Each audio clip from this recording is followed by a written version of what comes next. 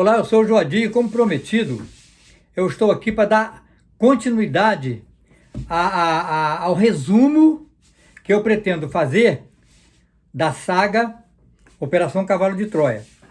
Se você não assistiu ao primeiro vídeo, intitulado O Gigante da Galileia, Lázaro, seria bom, depois que você terminar de ver esse vídeo, voltar lá no canal Joadir 10 e dar uma olhada nesse primeiro vídeo, embora seja um pouco longo, mas é ali que é toda a informação, que eu passo toda a informação resumidamente de como foi feito, como foi executado esse projeto, né? A NASA, em 1973, depois de 10 anos de experimento, tentativas e tal, de ensaios, eles enviaram 2 americanos militares, astronautas, cientistas, ao ano 30, exatamente nos 11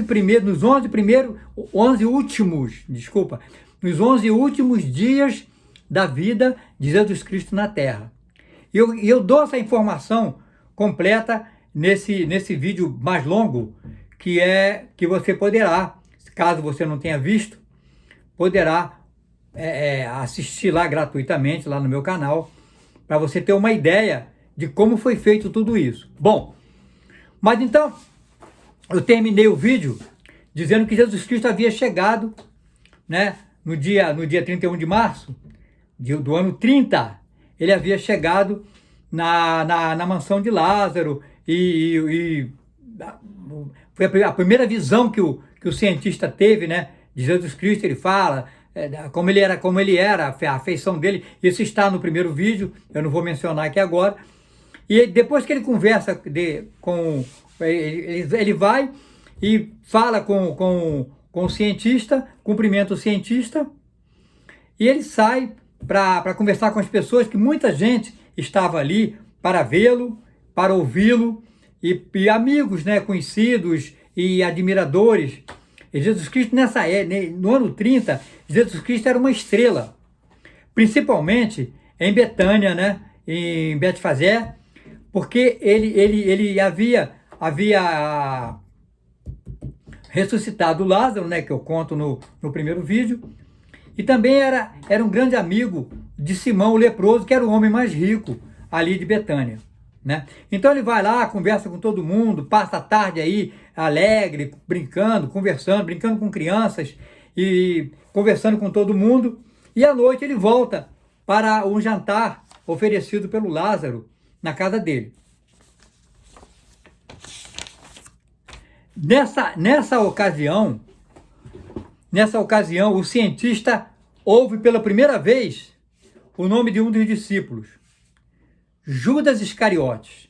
Eu vou ler aqui o texto, porque é bem importante que eu leia, para que não dê a minha opinião, né? E também não fique nada sem ser dito, que é muito importante. Embora seja resumido por necessidade, pela grandeza da obra, eu preciso há textos que não tem como deixar passar. Por exemplo, esse, né? Então aqui fala: a seguir Jesus que presidia a mesa. A mesa tinha a forma de um U, né? Era formado como as mesas de banquete que a gente vê hoje na política e tal, né? Por dentro, né, circular as pessoas que vão entregar comida e tal, né? Bom, então Jesus parte o pão, tal, conversa, e logo a seguir, o cientista fala: ainda nem havíamos começado quando de súbito o mestre dirigiu-se a um dos homens do grupo.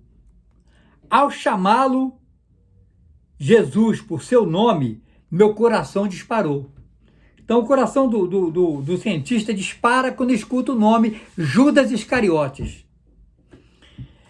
O discípulo levantou-se lentamente, aproximando-se do rabi, entregou-lhe alguma coisa e regressou ao seu lugar.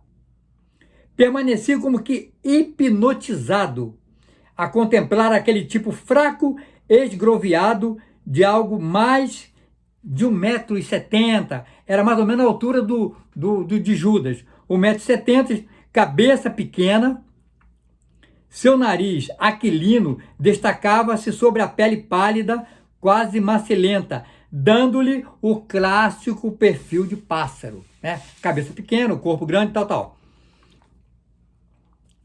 Que ele havia estudado essa classificação de Ernest Kretschmer. É um cientista que estudou a classificação das pessoas, tal. E Judas se encaixava ali nessa classificação do perfil de pássaro, né?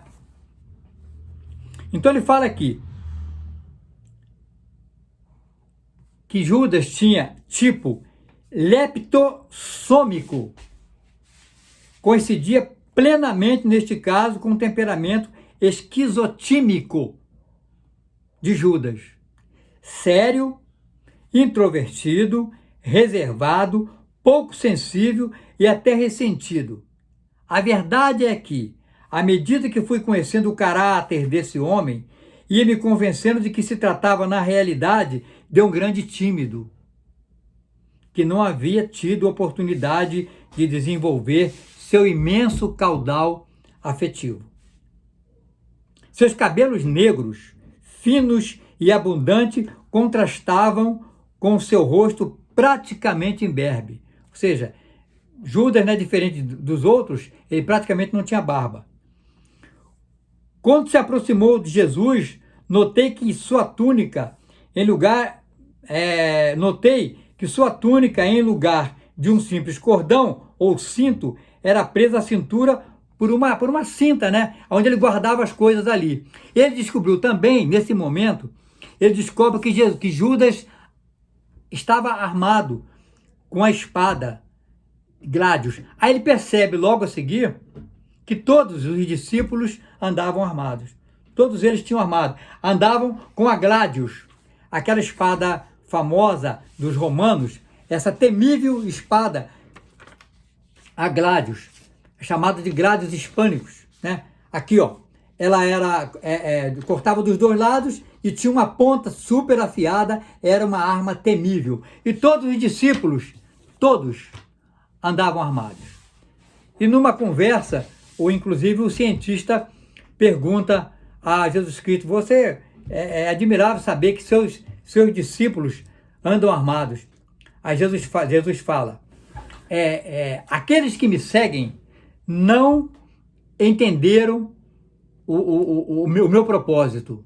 Ou seja, qual a mensagem que Jesus Cristo queria passar ali, né? E também, logo a seguir, ele escuta, né, falar o nome de Pedro. Então, só traduzir, só falar aqui no rodapé, como que era Pedro. Simão Pedro enquadrava-se também no tipo pínico de Gretchen, cara larga, macia e arredondada. Visto de frente, seu rosto lembrava um escudo. Então, ele aparentava ser um dos mais velhos, né? O Pedro, e ele era careca, calvo, né? Ele tinha barba espessa e tinha olhos azuis. Pedro tinha olhos azuis. Então aqui,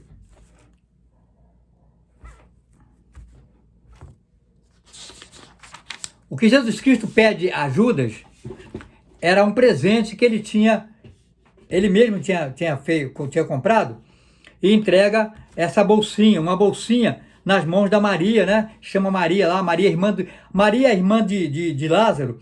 Lázaro tinha duas irmãs, a mais velha do que ele, inclusive. A família era Marta, Lázaro e Maria.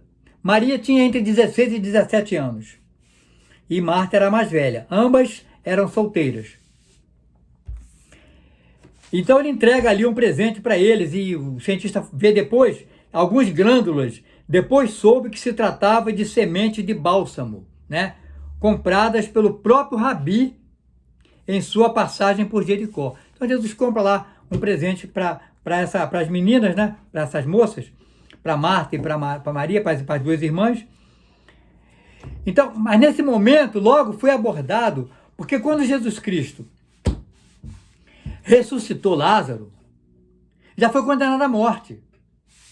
Lá o Caifás já havia emitido um decreto, emitiu logo um decreto para prender Jesus Cristo. Então já havia a ordem de prisão. E também de Lázaro, resolveram também que tinham que prender Lázaro. E pouco depois a gente fica sabendo, né? O cientista informa aqui que Lázaro foge, né? Jesus não, mas Lázaro fugiu e conseguiu escapar. Bom, mas isso é uma outra história.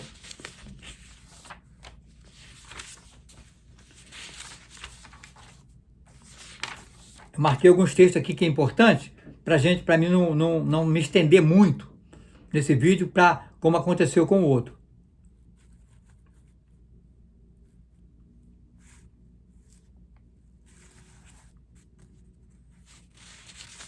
Aí o cientista consegue ter alguns diálogos, né? Vários diálogos com Jesus Cristo. Ele consegue conversar muito com Jesus. Ele estava ali para isso. Era o trabalho dele, né? Ele voltou no tempo, né? Do ano 73 para o ano 30, ano 1973 para o ano 30, o século I, justamente para isso. Ele tinha que gravar tudo, ele tinha que anotar tudo, ele tinha que verificar tudo. Então, todas as vezes que foi possível, ele conversou com Jesus Cristo. Então tem um momento que Jesus conversa com ele. Jazão, o nome dele lá era Jazão, ele deu o nome de Jazão, que era um comerciante de madeira e tal, eu explico isso no primeiro vídeo, né? Jazão, amigo, o que te sucede? Jesus pergunta. Aí Jesus fala, tu estás aqui para dar testemunhos e não deve fraquejar. Ou seja, Jesus sabia que ele não era daquele tempo. Aí o cientista admirado, então sabes quem sou eu?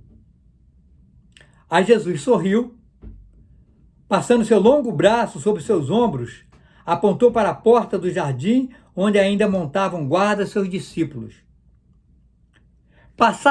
Aí Jesus fala, passar-se-á muito tempo até que esses e as gerações por vindouras compreendam quem sou e por que fui enviado por meu Pai. Tu, apesar de vires de onde vens, estás mais próximo do que eles da verdade. Aí é o momento, né, que ele fala, não compreendo, mestre, porque seus homens andam armados. Muitos poucos o acreditariam no meu tempo. É onde Jesus Cristo responde. Eu já falei isso, mas eu vou repetir aqui. Os que estão comigo, respondeu um tom de tristeza. Não me entenderam. Bom, então Jesus Cristo fala o seguinte, várias perguntas que o cientista faz e tal, uma delas que eu achei bem interessante, uma resposta de Jesus, que ele fala, o mundo é uma ponte, passais por ela, mas não vos instalais nela. Ou seja, nós estamos aqui de passagem. Nós que somos amantes da física quântica, da ciência espiritualista, entendemos muito bem isso. Mas isso é outro assunto. Tu falas da verdade, aí o cientista fala, tu falas da verdade, mas onde devo buscá-la? Aqui, Jesus Cristo fala uma coisa muito interessante. Se os que vos guiam vos dizem, vede, o reino está no céu. Então os pássaros do céu os precederão. Se vos dizem que está no mar, então os peixes do mar os precederão. Mas eu te digo que o reino de meu Pai está dentro e fora de cada um de nós.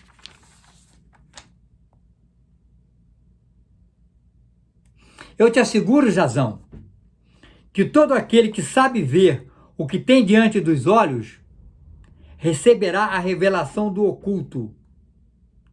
Não há nada oculto que não venha a ser revelado. Então,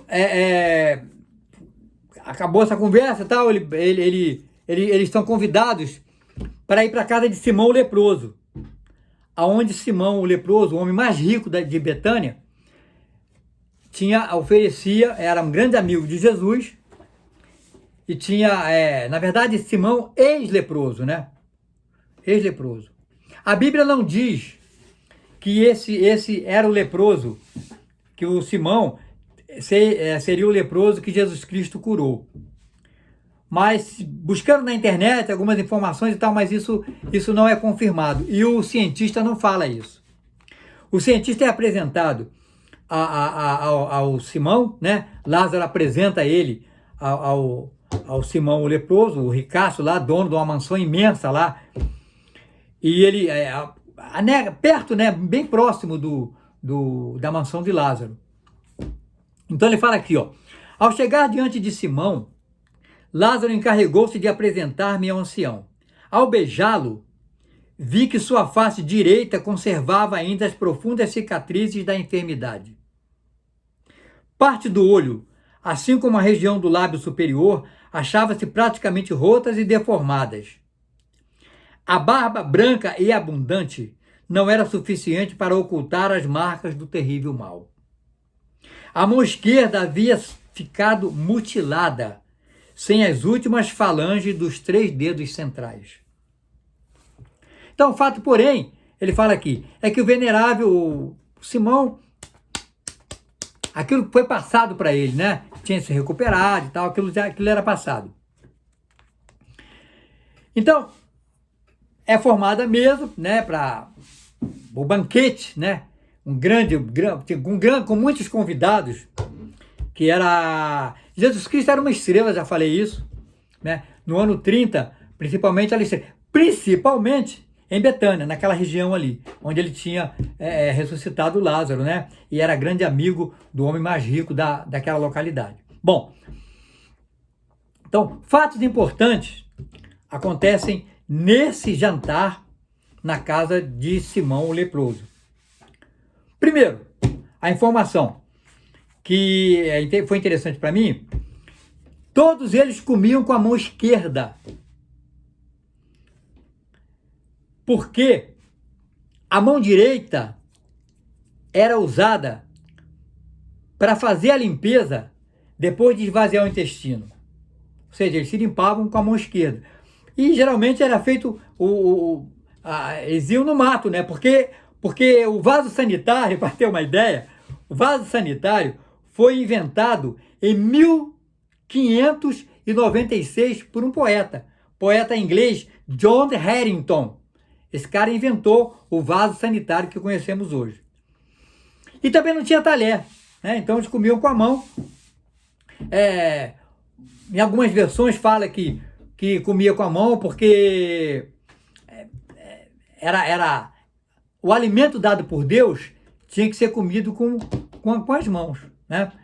Mas, na verdade, é que não havia talher. Que o talher foi inventado no século XI, na verdade, por um nobre Domenico Salvo, casou com uma princesa chamada Teodora de Bizâncio.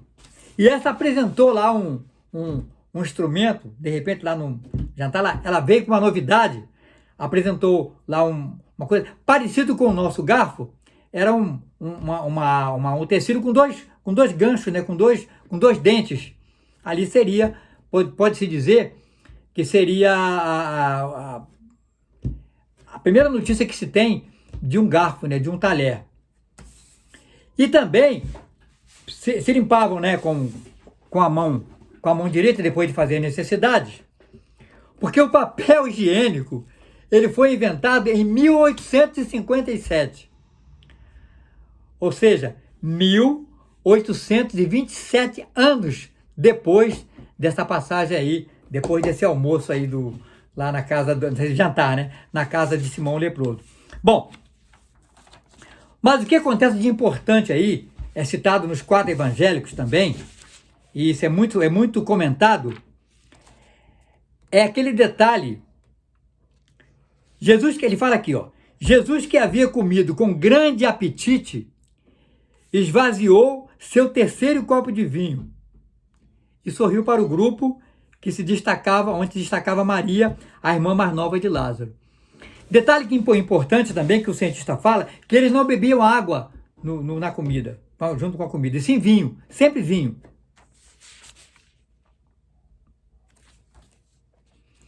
Então, de repente,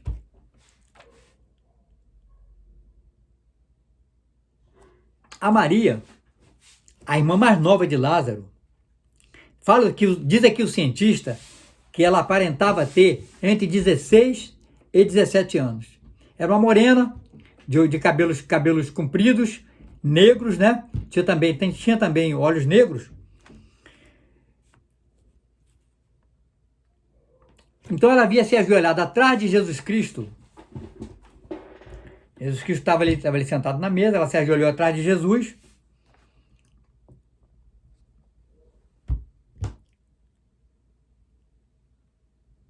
Então ele fala aqui. Nesse momento, né, o cientista conhece a história, né? Ele conhece a história, sabia que ali ia acontecer aquelas coisas que é comentado na Bíblia, tá nos 4 evangelhos que comentam essa passagem desse momento que eu vou falar aqui agora. Gradualmente, os comensais foram fazendo silêncio, atônitos diante do que estava sucedendo. A irmã mais nova, no seu habitual mutismo, havia aberto uma botelha de uns 30 centímetros de altura de forma afuselada. Era feita de um material muito translúcido. Depois ele fala, né? Depois soube que se tratava de alabastro oriental. Ante o olhar complacente de Jesus, a adolescente verteu boa parte do conteúdo sobre os cabelos do mestre. Um líquido de cor conhaque foi impregnando lenta e docemente a cabeleira acastanhada do rabi, enquanto um aroma penetrante foi inundando o recinto. Maria cerrou o frasco e, após depositá-lo entre as pernas, começou a espalhar o perfume entre os sedosos cabelos do Galileu. Aquela unção foi feita com tanta simplicidade e amor que os olhos dos gigantes ficaram úmidos. Jesus se emocionou, né? Concluída a operação, Maria voltou a abrir a jarra e esvaziou a essência do nardo sobre os pés desnudos do mestre.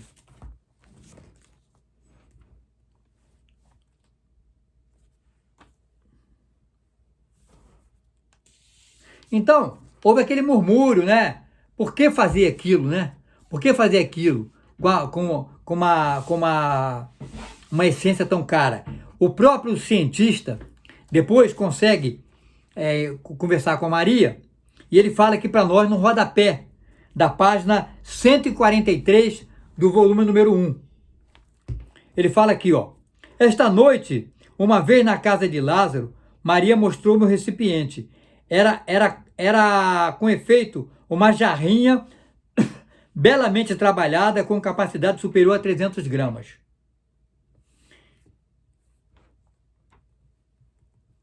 Então ele diz o seguinte, para resumir aqui: o conteúdo do jarrinho era de uns 300 gramas de essência de nardo índico. Seu valor oscilava ao redor de 300 denários. Abre parênteses. Com 200 podia dar-se de comer a umas 5.000 pessoas. Então os discípulos reclamam. Como que poderia dar isso para os pobres e tal, né? Ele fala, dizer-vos que sempre... Então Jesus Cristo começa a reclamar que aquilo ali poderia ser vendido para ajudar os pobres, né? Dar comida para os pobres e tal. Todos reclamam, principalmente os Judas, né? Reclama bastante disso, ele fala aqui. Então Jesus Cristo fala o seguinte: dizer-vos que sempre terei os pobres convosco, quero dizer que sempre tereis os pobres convosco, para que possais atendê-los em qualquer momento que vos pareça bem. Mas eu nem sempre estarei convosco. Cedo estarei com meu pai. Essa mulher guardou por muito tempo esse unguento para meu corpo, no seu sepultamento. Ou seja, todos ali já imaginavam também, né, que havia mandado de prisão para. Então, ela achou que o momento era aquele. Ela achou que talvez não ia ter mais a oportunidade de fazer aquilo. Então, ela gastou tudo aquilo que ela tinha guardado durante muito tempo, pelo carinho que ela tinha com Jesus Cristo, né? Então, todo mundo começa a reclamar. E dentro dos convidados, também tinha ali os fariseus, né? Aquele pessoal que estava ali doido para prender Jesus. Que eles tinham ordem para prender Jesus. Mas tinham que esperar uma oportunidade, né? Cabível para isso. E não aconteceu nada disso ali. Então, eles começam a reclamar de Jesus, porque Jesus havia curado no sábado, etc. E quem era Jesus, entendeu? Reclamar. Aí Jesus fala para ele que, com relação a guardar o sábado, naquela época, o sábado começava exatamente, guardar o sábado começava exatamente no final da sexta-feira. Quando anoitecia, já tinha que cumprir a lei até o anoitecer do sábado. Anoitecia na sexta-feira, já era considerado sábado. Então já tinha que guardar, tinha que recolher. Tinha várias leis para fazer, né? Recolher o dízimo, etc. E detalhes, não podiam, tinha muitas coisas que não podiam fazer, que não vou citar aqui. Mas, vou citar uma. Não podia andar 2.000 côvados. Eles não podiam andar 2.000 côvados. Um côvado o côvado é a medida que vai do cotovelo até o dedo médio. Mas eles usavam ali o côvado egípcio, que é essa medida do cotovelo até o dedo médio, até a ponta do dedo médio, e mais a mão do faraó, que dava em torno de 52 centímetros. Ou seja, 2.000 côvados é mais ou menos 1 quilômetro. Eram proibidos de, no sábado, que era um dia sagrado para os judeus, andar mais de 1 quilômetro.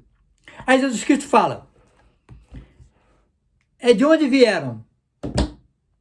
Eles falam de Jerusalém. Ora, de Jerusalém até Betânia era mais de 2 quilômetros. Em torno de 3 por aí. Então eles se enrolam todo ali, entendeu? Ai de vós, fariseus. Entre outras coisas, né, que não vou citar aqui, tem um diálogo aí meio ácido entre Jesus e os fariseus. Jesus Cristo tinha sempre uma resposta. E como todo judeu, em geral, responde uma pergunta com outra pergunta. E Jesus Cristo sempre fazia isso, como judeu que era, né? Então ele fala aqui, para terminar, ai de vós, fariseus, lançou-lhe Jesus corajosamente, sois como um cão no estábulo, nem come, nem deixa comerem os bois. E eu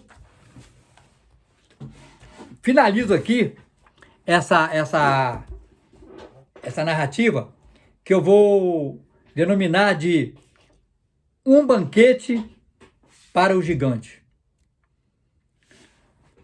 O próximo vídeo eu vou falar da entrada de Jesus em Jerusalém. Vai ser o próximo vídeo. Eu quero falar com você que, se você chegou até aqui, quero te agradecer pela atenção e dizer o seguinte: caso você não tenha visto o primeiro vídeo, é muito importante que veja, porque ali está como que tudo isso foi feito, como que esses americanos chegaram ao ano 30. Está tudo explicado ali, técnica e cientificamente explicado como que eles chegaram ali.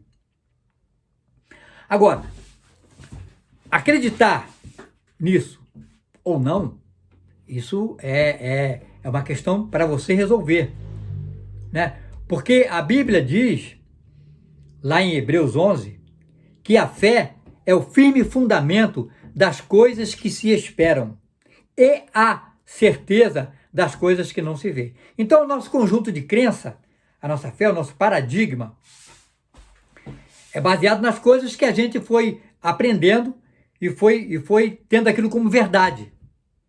Tendo aquilo como verdade.